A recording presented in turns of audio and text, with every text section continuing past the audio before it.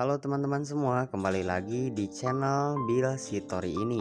Oke, Mimin kali ini akan melanjutkan untuk cerita bab kelima. Mari kita Bab mulai. 5. Lolita benar-benar kesal. Bagaimana bisa wanita itu berbohong? Ia yakin wanita itu diancam oleh suaminya sehingga tidak berani mengatakan sebenarnya. Jelas-jelas, ia melihat dengan mata kepala sendiri kalau pria itu menancapkan pistol di pinggang istrinya. Kalau kamu kesel karena kita kebagian kelas ekonomi, seharusnya bilang, jangan main masuk ke kelas 1 dan bikin keributan di sana. Suara Dennis terdengar selama mereka berjalan menuju pintu keluar Bandara Singapura. Dennis membawa troli barang bawaannya. Lolita yang ada di sampingnya memutar bola matanya malas. Dennis saja tidak tahu apa yang terjadi sebenarnya tapi sudah ceramah.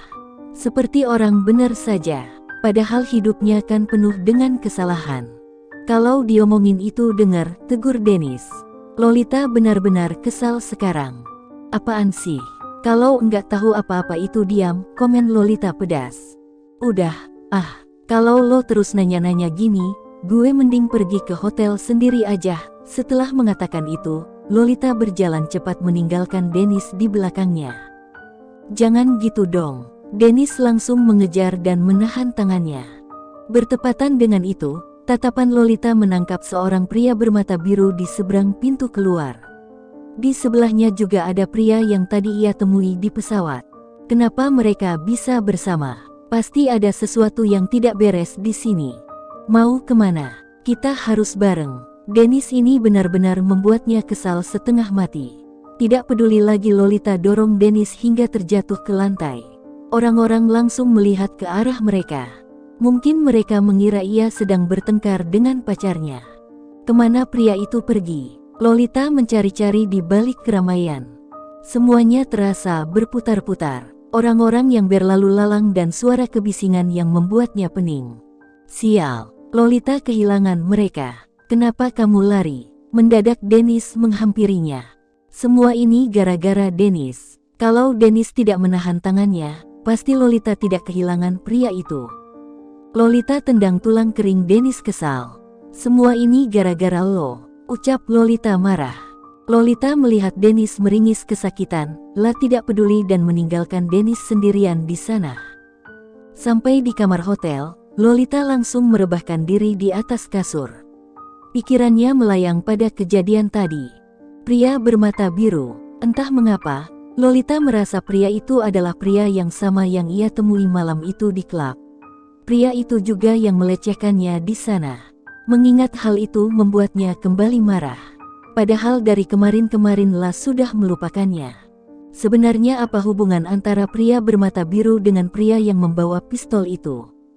Juga wanita itu, mengapa dia disandara oleh suaminya sendiri? Memikirkan itu semua, membuat kepala Lolita pening. Lebih baik ia tidurkan tubuhnya sebentar. Besok, jika mereka pergi ke pesta pernikahan itu, pasti ia bisa menemukannya. Sepertinya Lolita tidak bisa istirahat dengan tenang. Buktinya Dennis tiba-tiba datang ke kamar hotelnya lalu membangunkannya yang sedang tertidur. Percaya atau tidak ia tetap menurut saat Dennis mengajaknya ke Suns Sky Park Hotel. Tempat itu seperti menara di atas awan, karena dibangun di atas 3 bangunan utama Marina Sand Bay Hotel. Dari sini, Lolita bisa menikmati pemandangan kota Singapura di malam hari. Lampu-lampu bertebaran di mana-mana. Lolita juga bisa melihat bintang di atas langit sana. Pemandangan indah ini membawanya ke kenangannya bersama Dennis sewaktu pacaran dulu. Lolita dulu sangat mencintai Dennis sampai mengejar-ngejarnya. Setelah puas, mereka melanjutkan duduk-duduk santai sambil minum teh dan makanan kecil di Celavi Cafe. Mereka berbincang tentang kenangan masa kecil mereka. Mereka juga tertawa dan terus mengenang. Akhirnya Putri Esku mencair juga. Enggak nyesel aku ngajak kamu ke sini, ucap Dennis senang. Sebenarnya Lolita tidak ada dendam dengan Dennis. Ia hanya marah karena dulu Dennis mengkhianatinya. Tapi setelah dipikir itu hanya masa lalu dan sekarang mereka adalah partner kerja. Tidak etnis rasanya jika ia terus bersitegang dengan pria itu. Kayaknya gue bakal maafin lo, ujar Lolita mengundang perhatian Dennis. Pria itu langsung menatapnya berbinar cerah. Beneran? Tapi tergantung sikap lo sama gue. Baru gue maafin, saat mengatakannya Lolita berusaha cuek. Dennis tersenyum lebar dan menggenggam tangan Lolita. Makasih, banyak katanya lagi, tidak bisa menyembunyikan kebahagiaannya. Yah, jawab Lolita malas. Dennis mengantar Lolita ke kamar hotelnya. Saat wanita itu ingin menutup pintu, Dennis langsung menahannya. Bisa kita bicara sebentar? Tanya Dennis ragu. Lolita tidak langsung menjawab, tapi walaupun sepertinya itu, ia tetap membiarkan Dennis masuk. Tunggu bentar, aku mandi dulu. Meninggalkan Dennis di sana sendirian, Lolita masuk ke dalam kamar mandi. Sementara itu, Dennis menunggu dengan perasaan tidak menentu. Apakah ia harus mengatakan yang sebenarnya atau tidak pada Lolita? Kalau wanita itu tidak percaya bagaimana? 20 menit kemudian, Dennis langsung berdiri dari duduknya setelah melihat Lolita keluar dari kamar mandi. Wanita itu tidak menghiraukannya dan terus berlalu lalang menggunakan jubah mandinya. Tunggu bentar, gue mau ngeringin rambut dulu. Setelah mengatakan itu, Lolita berdiri di depan kaca rias dan mengeringkan rambutnya menggunakan hair dryer yang tadi ia ambil di dalam kopernya. Lolita, rajuk Dennis. Ia sudah menunggu lama Lolita mandi. Masa ia juga harus menunggu Lolita mengeringkan rambutnya lagi? Apa yang akan dikatakannya sungguh penting, jadi Dennis tidak bisa menahan diri lagi.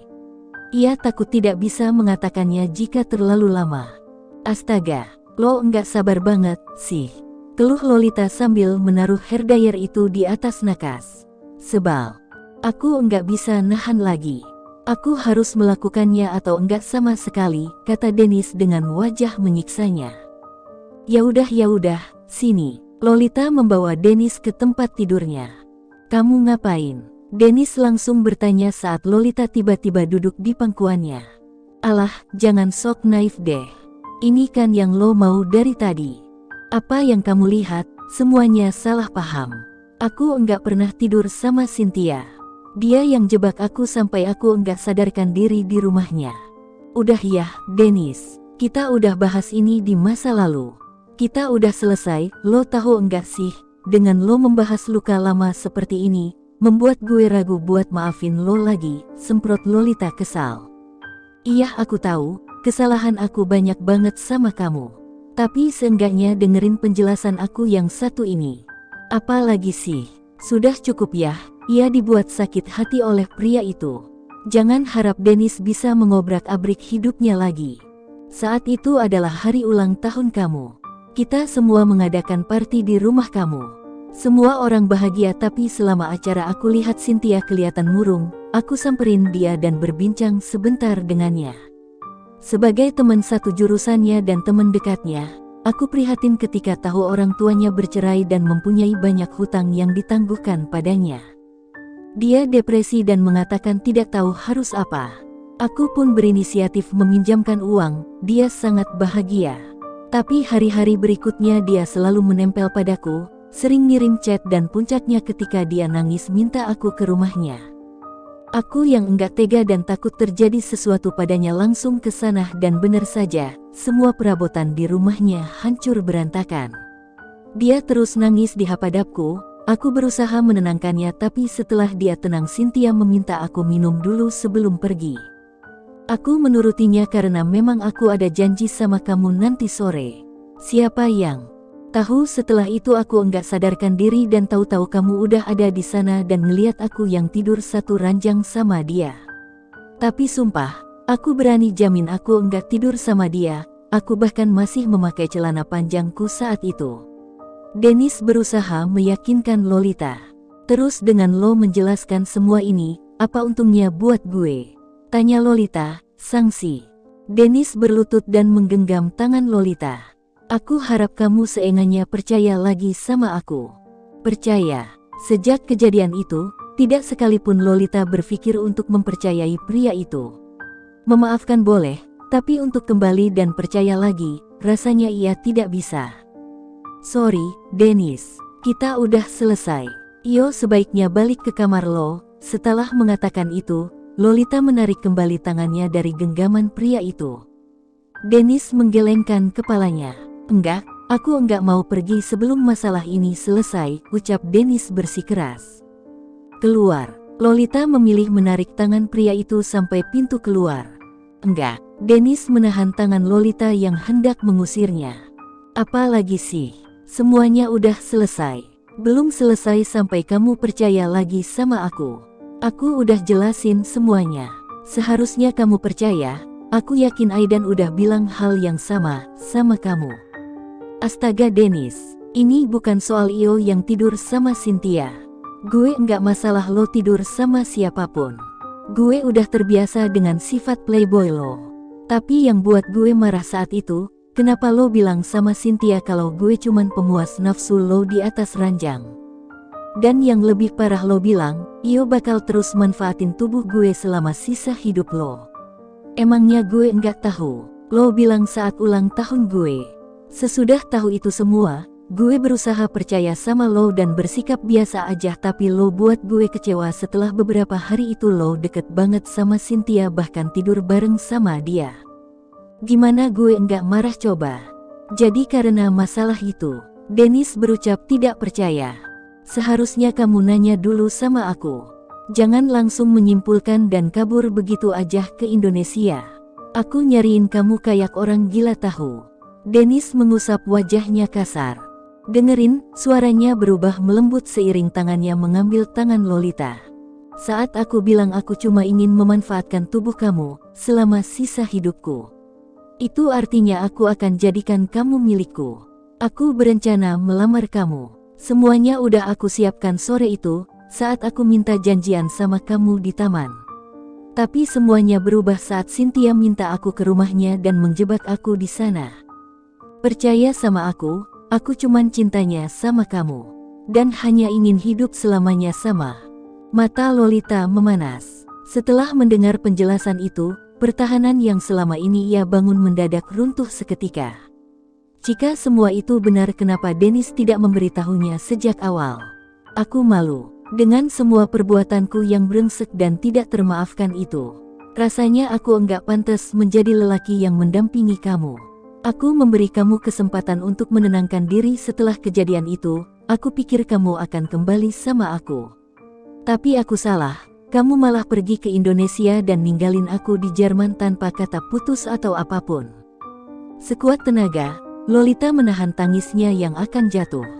Jadi semuanya benar-benar salah paham. Maafin aku cinta banget sama kamu. Apa enggak ada kesempatan lagi buat aku untuk masuk ke kehidupan kamu lagi? Lolita diam saja tidak menjawab. Walaupun semua ini salah paham, tetap saja ia tidak bisa menerimanya dengan semudah itu. Waktu dan pengorbanan ia berikan untuk Dennis, tapi pria itu malah mengabaikannya. Seolah Lolita akan kembali seperti sedia kala. Begitu seterusnya. Padahal dia tidak tahu, hati Lolita sakit ketika Dennis bersama wanita lain. Kamu enggak mau kasih aku kesempatan? Dennis bertanya lagi.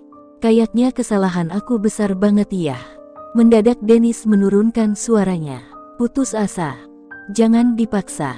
Kalau kamu emang enggak mau kasih aku kesempatan, enggak apa-apa. Aku enggak bakal maksa. Tapi yang harus kamu tahu, aku cinta sama kamu. Diem. Lolita bersuara.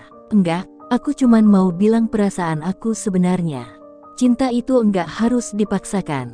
Aku tahu itu. Jadi walaupun kita enggak bersama, aku akan terus menjaga kamu dan terus mencintaimu. Aku bilang diam. Dennis tersenyum. Love you, udah aku balik dulu. Dennis berusaha tetap ceria. Namun Lolita malah menahan tangannya yang hendak pergi. Gue bilang diam, jangan ngomong cinta lagi. Atau enggak, gue bakal ngelakuin ini. Sebuah ciuman mendarat di bibir Dennis. Pria itu terkejut. Semuanya terasa menggairahkan saat ia merasakan bibir Lolita bermain dengan di bibirnya. Ia tahu ini sudah melebihi sesuatu dulu pada wanita itu. Tunggu, Dennis memberi jarak pada mereka. Nafasnya tidak karuan setelah ciuman itu. Apa maksudnya ini? Apa lagi? Lolita balik bertanya. Senyum Dennis mengembang. Itu artinya kamu maafin aku. Kamu percaya sama aku. Kita balikan. Haruskah aku jawab? Dennis menggelengkan kepala lalu mencium bibir Lolita sebagai jawaban. Mereka berciuman hingga Dennis membawanya ke atas kasur. Aku enggak ngangka bakal secepat ini. Rasanya seperti mimpi, ucap Dennis menatap Lolita penuh cinta. Kalau gitu bermimpilah sampai kita enggak bisa bermimpi lagi. Mereka kembali berciuman. Tanpa terasa tubuh mereka sudah menginginkan satu sama lain. Lolita hendak membuka celana Dennis. Tapi pria itu menahannya. Sebelum kita menikah, aku enggak mau ngelakuin itu. Kamu yakin? Lolita bertanya, karena tidak tega melihat pria itu menahan gairahnya. Iya, aku bakal buktiin cinta aku sama kamu dengan enggak nyentuh kamu sebelum menikah, janjinya. Lolita masih terlihat ragu. Ia tidak masalah jika Dennis menginginkannya. Ia sudah percaya dan akan memberi apapun untuk Dennis, termasuk tubuhnya. Udah, ya, kita lebih baik tidur. Dennis menangkup tubuh Lolita dan memeluknya hingga tertidur di atas ranjang. Love you. Setelah itu Dennis berusaha memejamkan matanya dan menghalau gay asteris-asterisnya. Jangan sekarang. Lolita begitu berharga untuknya. Diam-diam Lolita tersenyum. Ternyata Dennis banyak berubah. Pria itu sekarang lebih mementingkan perasaannya daripada keegoisnya. Love you too. Akhirnya Lolita menjawab pernyataan cinta Dennis. Dennis tersenyum. Rasanya bahagia sekali bisa bersama Lolita dalam hidupnya. Ia janji, ia tidak akan menyakiti wanita itu lagi.